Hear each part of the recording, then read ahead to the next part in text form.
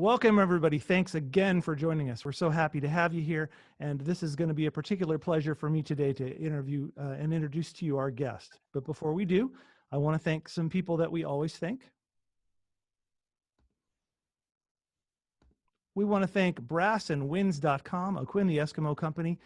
As you know, when we're looking for woodwind instruments and brass instruments, we always start with brassandwinds.com. They've been very supportive of us, and we want to be supportive of them.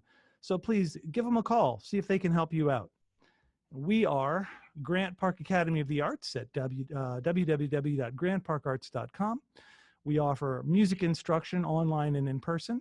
And we also offer through our TruerMU self-paced courses in things like jazz improvisation and also techniques of piano teaching.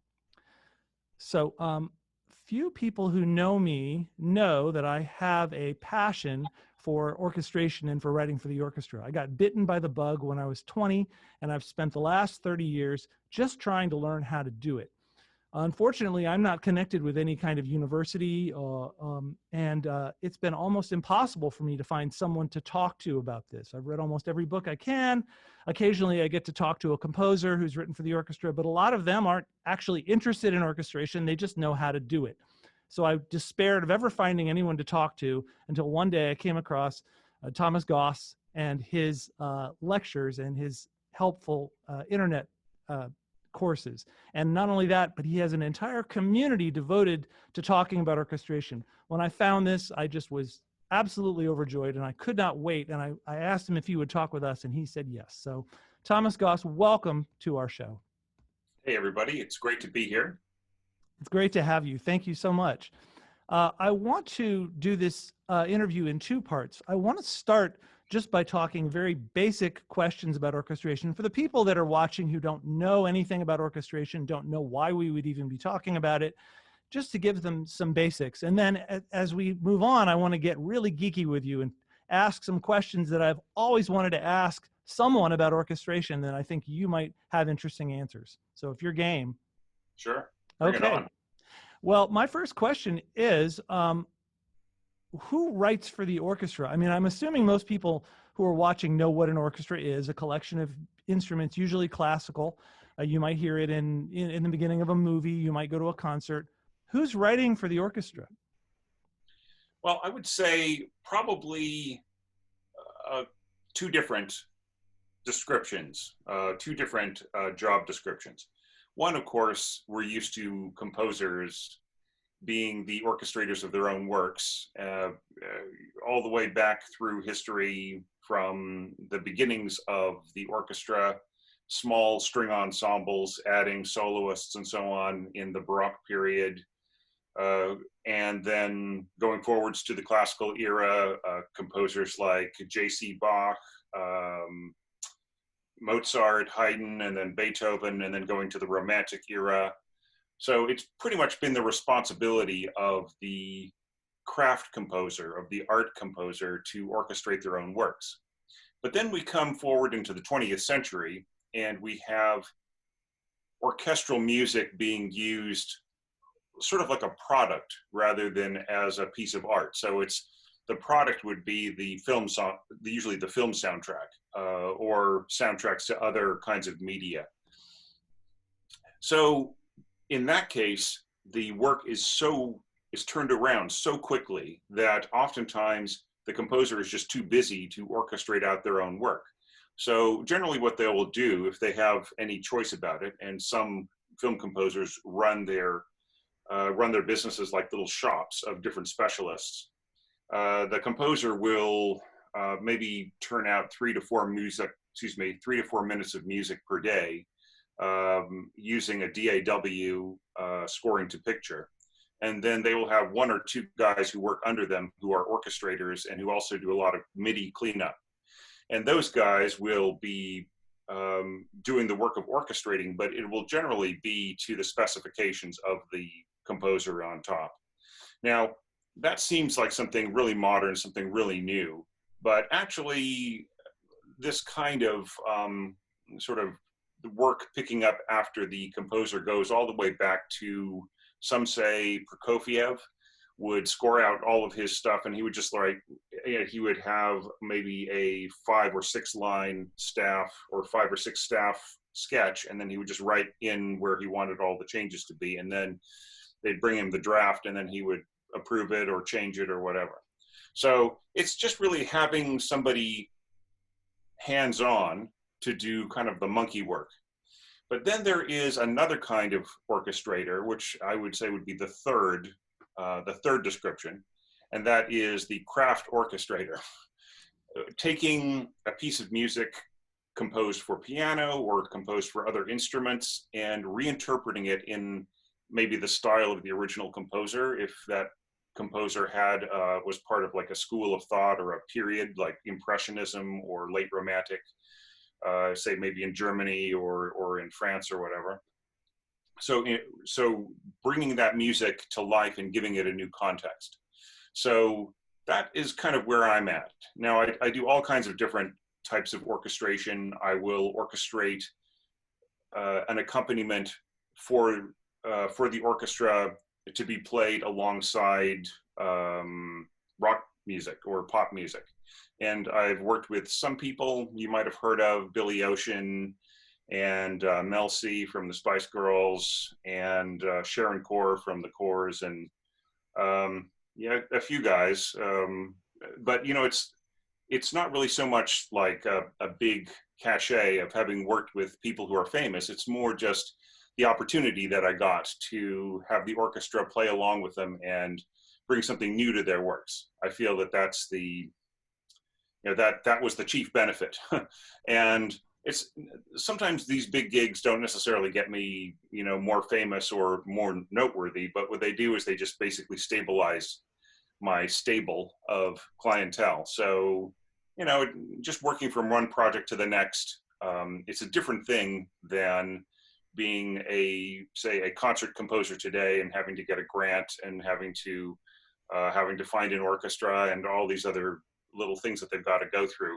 In my case, a lot of what I do, even though I also am a concert composer, but a lot of what I do is working with different client orchestras and client performers who work with orchestras, and also doing a lot of educational material too. Like you can put together using the same idea of crossover orchestration to orchestrate a piece of popular music or a kid's song or whatever. You can create educational programming that involves the orchestra. And that is actually a big thing right now. There are orchestras all over the world doing this. I am not the first person to do this. And you know, that gives jobs to hundreds of orchestrators and arrangers and people who like to put together programs like that. So orchestration on that level is happening all the time, and people are doing it, and the jobs are coming and going and so on. So right now there's a bit of a lull all over the world as people are working through the whole COVID crisis, but I'm sure things will just jump right back to where they were within a year or two of things normalizing. Well, let me back it up a little because I'm glad you mentioned all the jobs that are available for people who want to write for the orchestra. Let's go back just a level of complexity and tell somebody who really has no idea what they've just heard when they hear somebody singing orchestrated versions of Bob Dylan songs, for instance. What did you do for the Spice Girls, for instance? Really, at a basic level, what did you do? Sure. Well, what was great about Mel C is that she has got a music director or what they call an MD, who is playing in her band. And he's a guy, he's just sitting there and he's playing acoustic guitar and he's kind of singing along in the background. I think he occasionally sings harmony. And he completely looks like the most harmless person. And yet everybody in the band is watching him, right? They've got their eye on him, and she's got her eye on him. And if anything goes wrong, he'll fix it like on the fly. So when I first got the job of working with Mel C, I just started from the beginning, and I started watching, instead of listening to her recordings, because I knew those weren't the versions she was going to perform.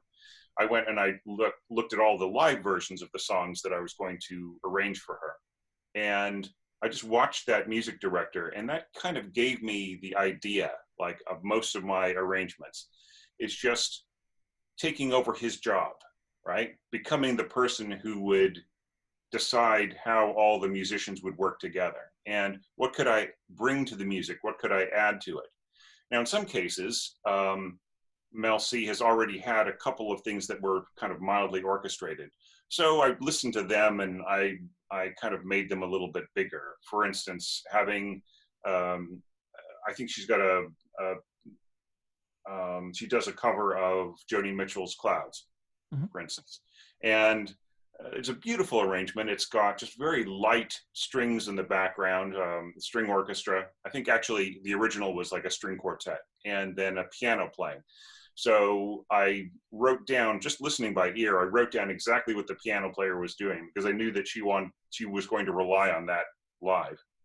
And then I listened to what the orchestra was doing and I thought, how can I make this better without showing off? Right?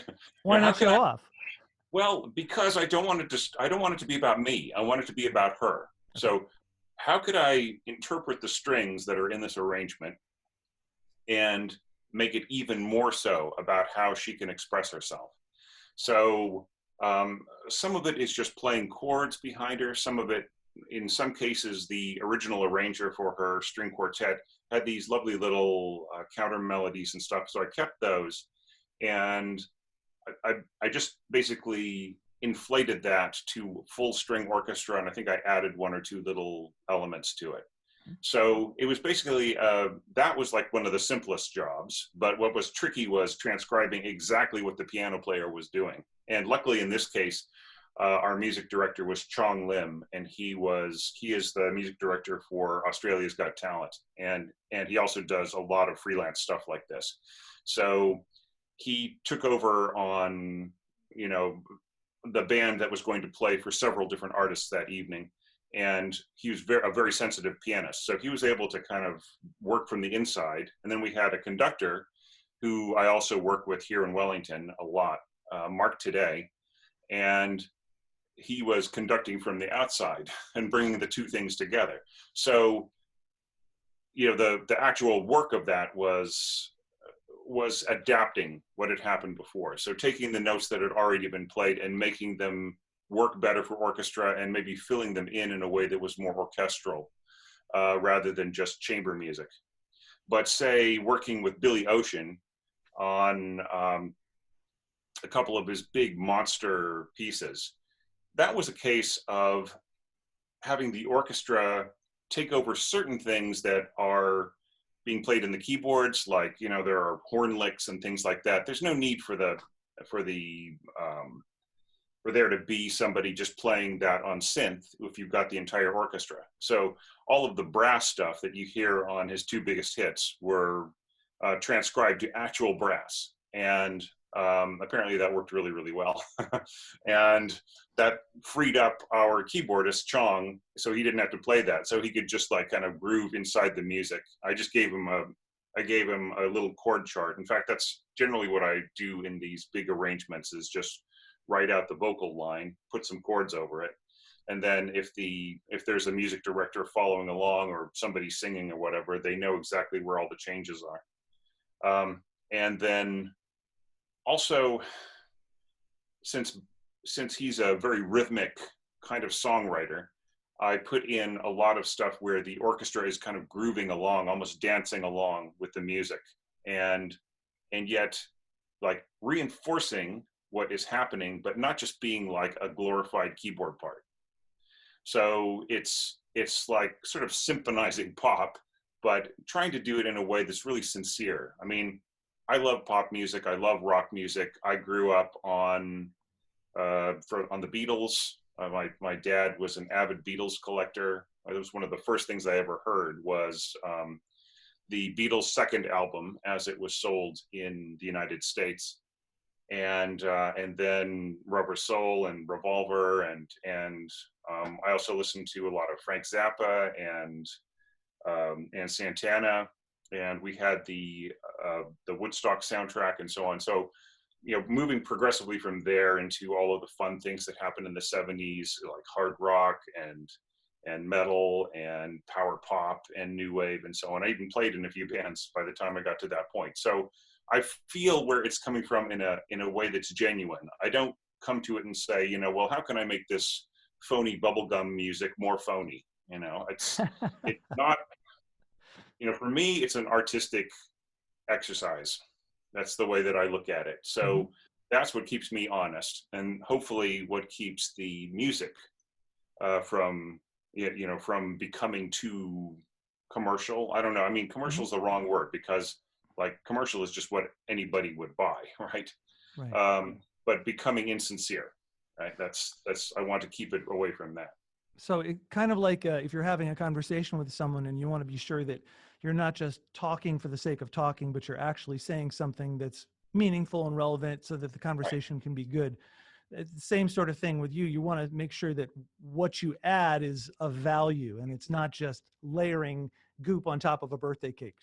Exactly right. Yeah, yeah. I mean, you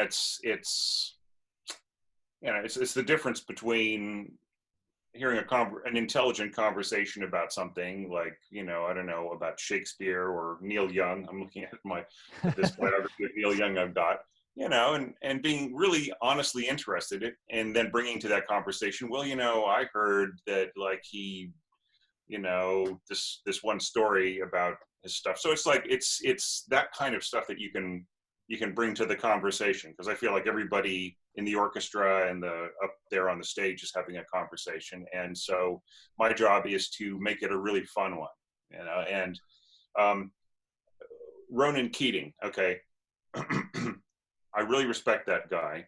Not that I know him all that well, and I'm not a big fan of country, but I respect him as a performer. I orchestrated one of his pieces, and what I really liked about it was like when the orchestra started playing this big interlude in one of his songs, his big hit, um, When You Say Nothing at All. So, like, he heard this huge surge of symphonic music behind him, and he just turned around and like, oh my God, there's this whole orchestra here.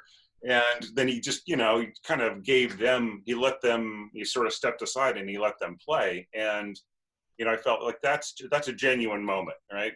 Yeah. So I want to, if the orchestra is going to intercede like that, I want the performers to have a genuine reaction. And I mean, it was so great working with Sharon Core as well, because she is a violin player, and she is used to working in like small chamber ensemble kinds of things, you know, folk to chamber groups. And so I wanted to capture some of that, and also that really wonderful, you know, Irish folk feeling too. And that's something that orchestras do really, really well.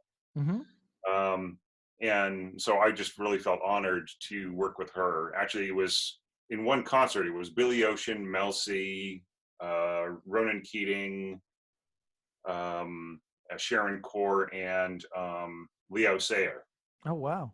Yeah, and I orchestrated one song by him. I'm not a big fan of his, but he did this one song by the Crickets, which I felt just had you know, just had a lot of genuine feeling to it. So I thought, okay, I want that one, and then Chong, you can orchestrate the rest. So like we had this team, like he would say, okay, well, you know, I haven't assigned these orchestrations, and it was really fun working with him. He was, you know, and then every once in a while he'd like get back to me and say, well, Thomas, I don't know, can you do 3 more? It's like, yeah, of course, that, you know, they're just playing next week.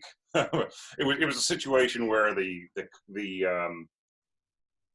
I was not really exactly hired until the concert was only about like maybe 6 weeks away. And I like to, you know, I mean, I like to get things done way in advance so that there's time for the concert master to go through and work out how the string players are going to bow their instruments. Those all have little pencil markings in the parts for each player. So I realize I keep pushing this into very abstruse It's areas. fine. It's So let fine. me break it down for everybody. Okay. So I get a commission asking me to take something for, you know, it could be a pop song and orchestrate it. It could be a song from a film. Like I orchestrated a lot of the songs from Moana and the original pop group that worked on that film. did a big tour of New Zealand orchestras, and I orchestrated that evening's concert. Or it could just be like orchestrating a piano piece, whatever. But I've got the commission, you know, I get my 50% in advance, whatever. Then I sit down and I've got, in the old days, I would have score paper. I would have a sheet of paper that I would just, and the paper would be covered with staves, long staves, and then each staff I would assign an instrument to. These days, we've got Sibelius, we've got Finale. There's a new application called Dorico. All of these are where you can do all that stuff on the screen, and it's much faster and easier to correct, obviously. Like, and back in the old days, I used to get a big piece of sheepskin that had been sort of kind of compressed down to just being a sheet of paper, and then I would do ink on that. And if I made a mistake, I would have to shave it off very, very carefully with a razor blade, and hopefully not scratch off the staff underneath it too. So Let me make sure the audience is following. Hang on, stay put. I'm going to show them an orchestral score just so they can see a little something. Let me see if I can share my screen here. This is the Isle of the Dead. Right, by Rachmaninoff. By Rachmaninoff, which I added to my collection because of your wonderful video about it. There we go. So this is, I don't know if you can see it on the screen, but this is, yeah, great. So this is what you start with, except with no music in it. You start with this big, long sheet of paper, and these staves, these stabs that you were talking about are these lines left and right, these with the 5 lines grouped together. Each one of those is an instrument, or 2 or 3. Right. And so I have to decide what role everybody is going to play. And there are different sections of the orchestra. At the very bottom, as you can see there are the strings written in German, you know, Violonen 1, Violonen 2, viola, violoncello would be the cellos, and then Bässe, the basses. And then above that is Harfe, which means harp. And then above that are the percussion. In this case, they just say drei Pauken. It means 3 kettle drums, 3 timpani. And then under that, it says cymbals and bass drum, Becken und große Trommel. And then above that, we get about 7 staves that are all dedicated to the brass. And, you know, horns on top. We have 3 staves of horns, and we have 2 staves of trumpets, and then we have another 2 staves, which are 3 trombones plus tuba. And then at the very top, we have flutes, we have oboe, we've got English horn, clarinets, the bassoon and contrabassoon. And this is a case where those are all wind instruments, even though they have very, very different styles of playing from each family, from one to the other.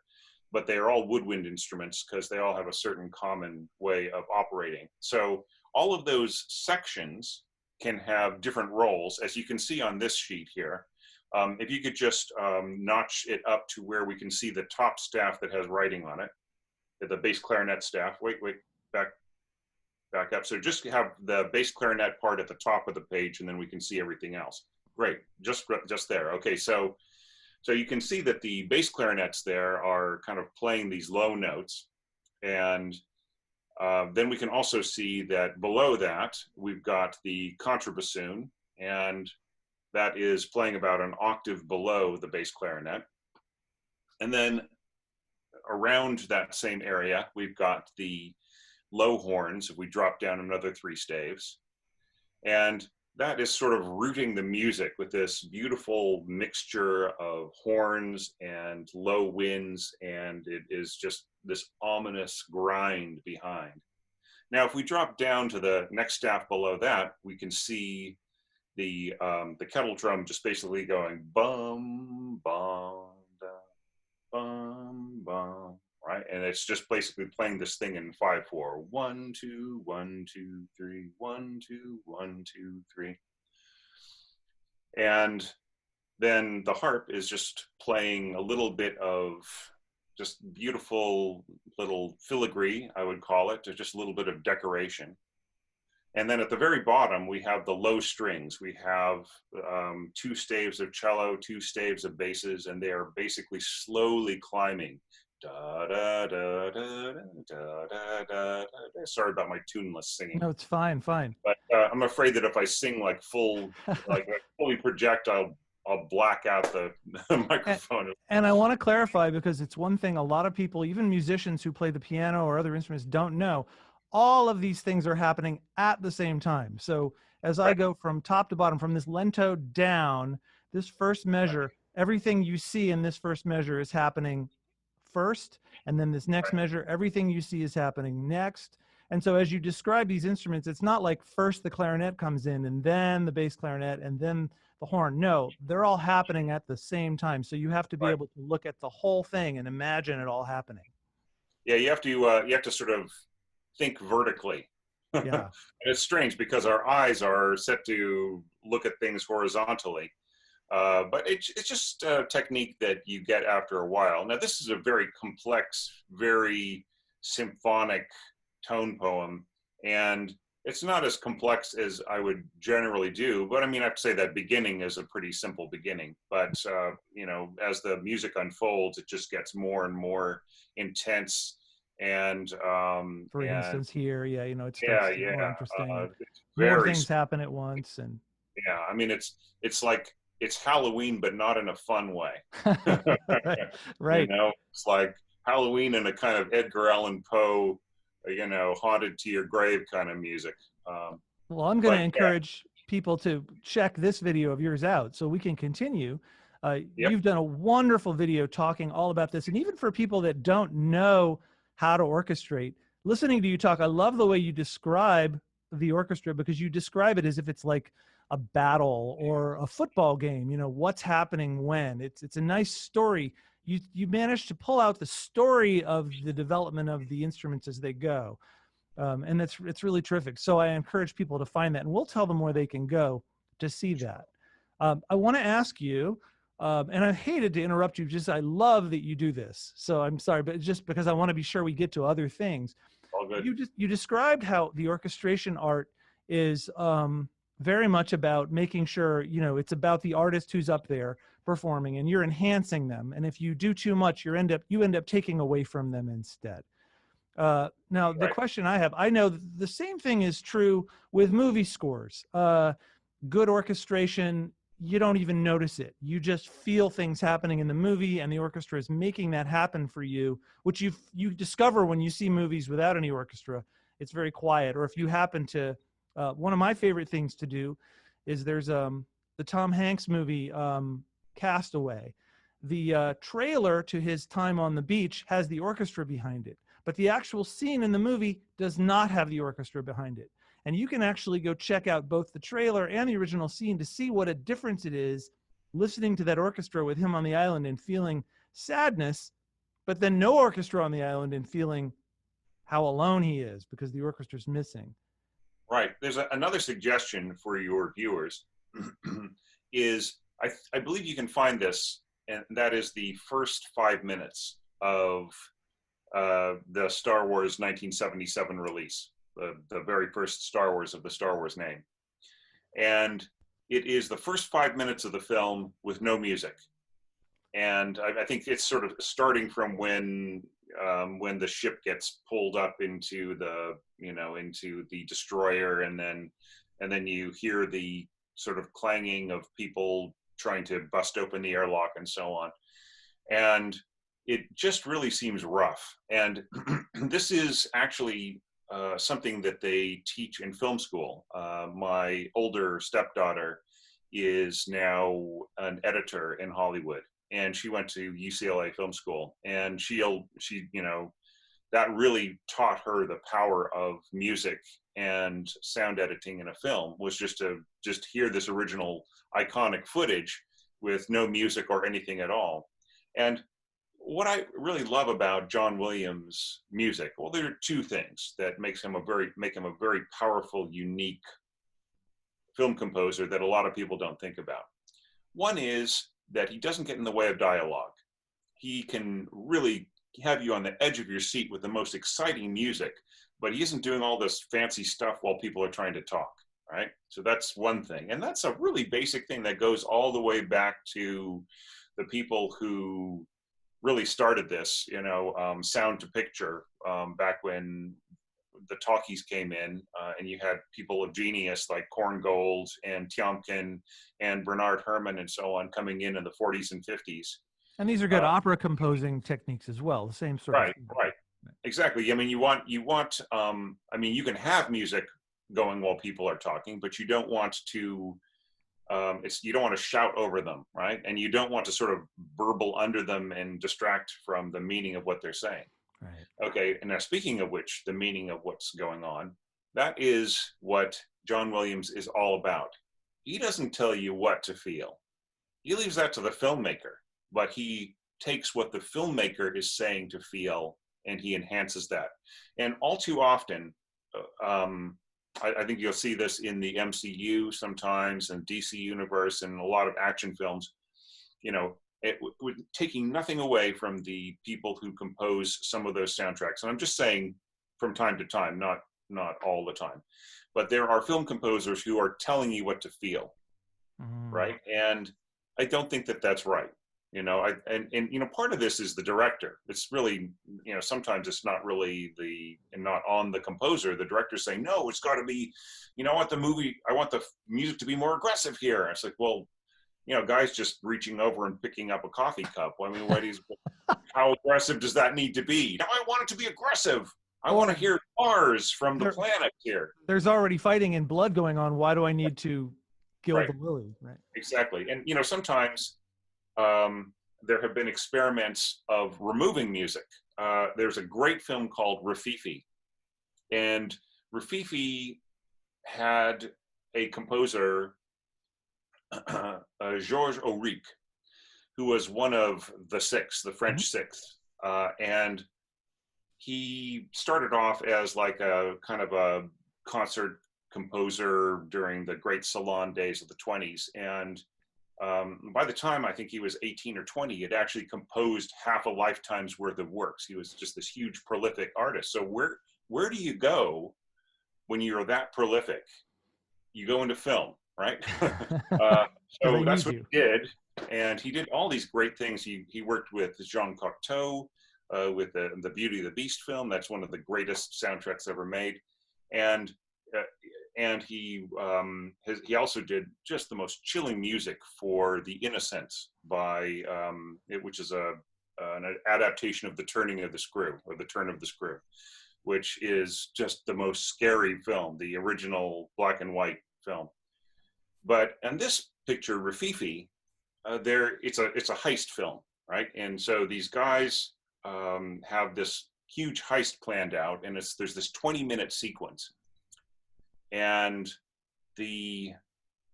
and Auric basically, did his job, and he recorded music to go along with this heist, and it was just so scary. And so the director invited him to the screening room, and he had him watch two different versions. One was with the music that he'd composed, and then the other one was with no music at all. And the only musical note that you hear is when one of the robbers accidentally touches a piano key, and you hear this dink. And I think Auric had sort of orchestrated everything so that dink sort of fits into the soundtrack, and then the music keeps going.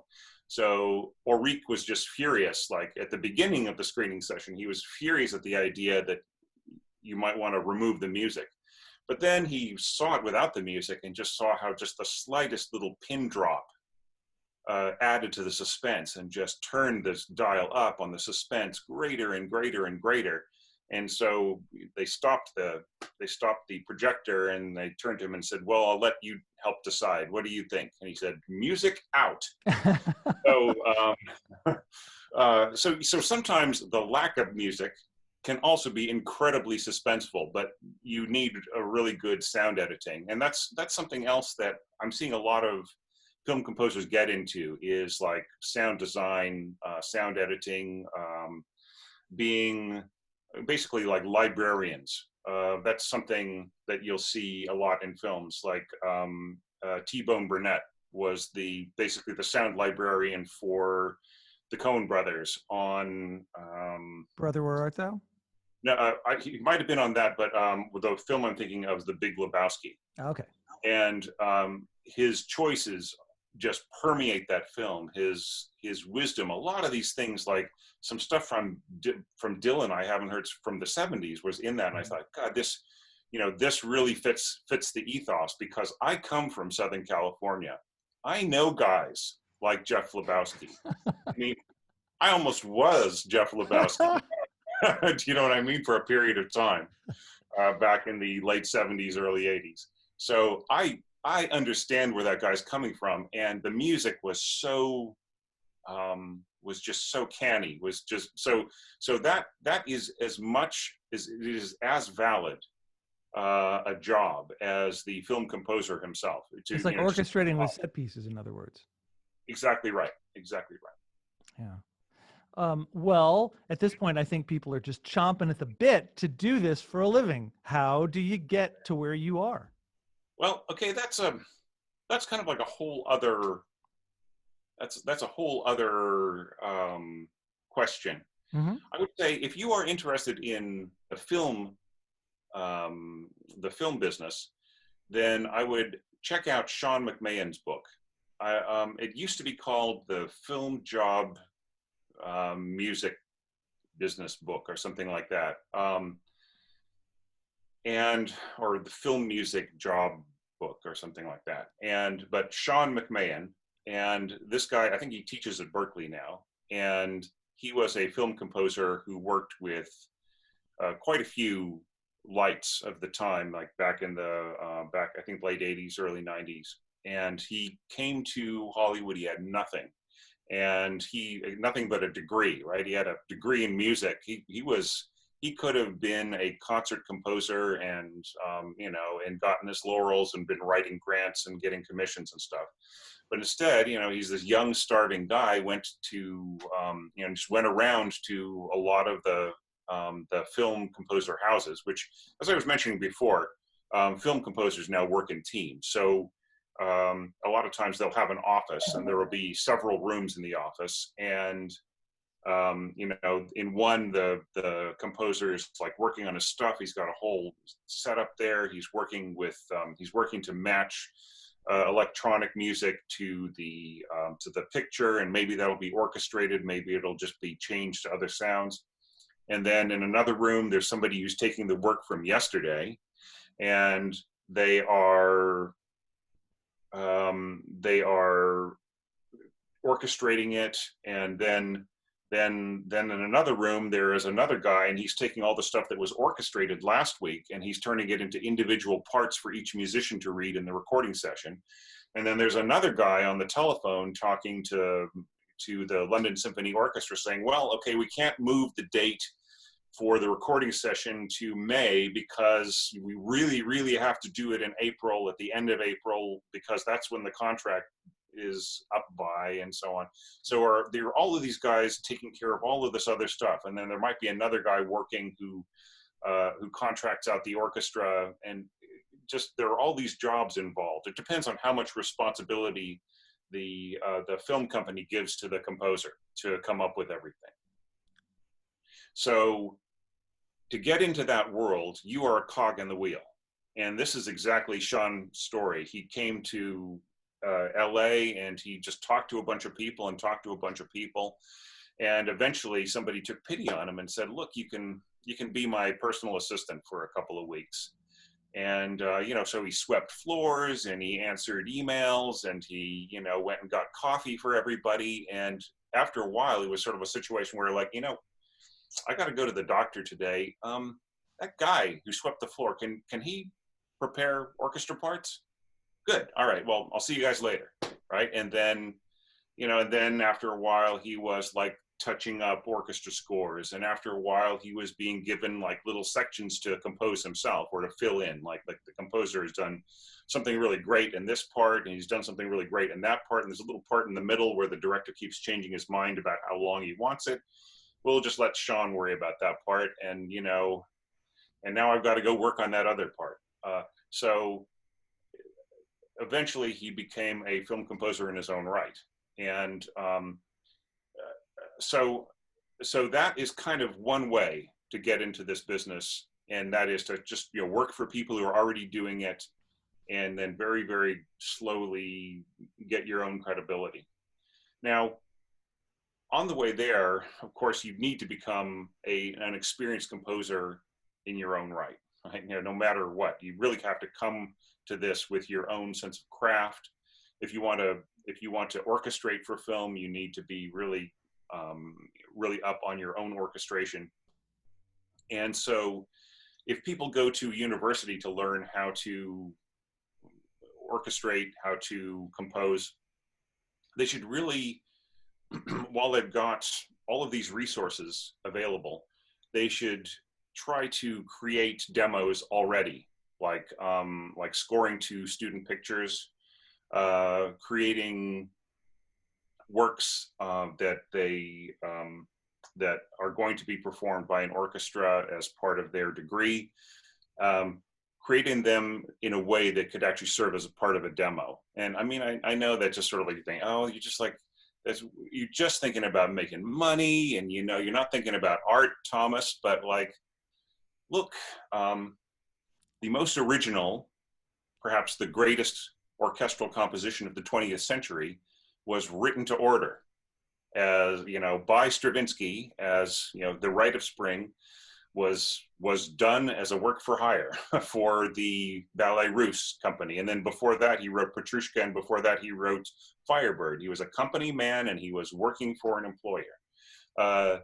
Bach's cantatas, his great church music, that was all written for a church.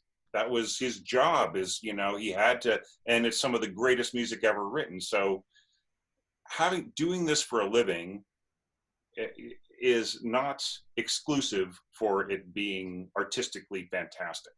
Okay, so that's the first thing you have to get past, because there is a lot of purism in the composing world, and especially a lot of these students, like people who might take my advice and say, well, I'm going to study composition in school, and I'm going to orchestrate some things like Thomas says, and I'm going to do all this other stuff. And they might work with a professor who just says, I know what you're doing.